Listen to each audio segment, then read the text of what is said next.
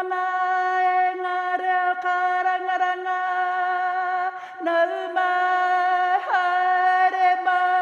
Kākano is about equipping our people with the knowledge and capability to engage more meaningfully.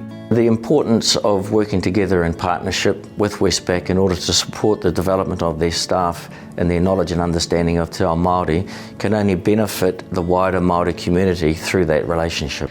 It's quite exciting that actually we've got a partner that fully understands what it means for us to be able to support our people to grow in their cultural confidence. I spent 22 years of my career living outside Aotearoa.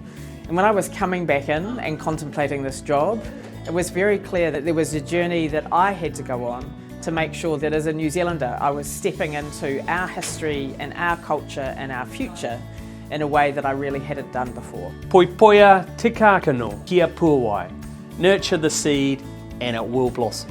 He manu hou ahau, he pi karere. I am like a new fledgling, a newborn bird just learning to fly.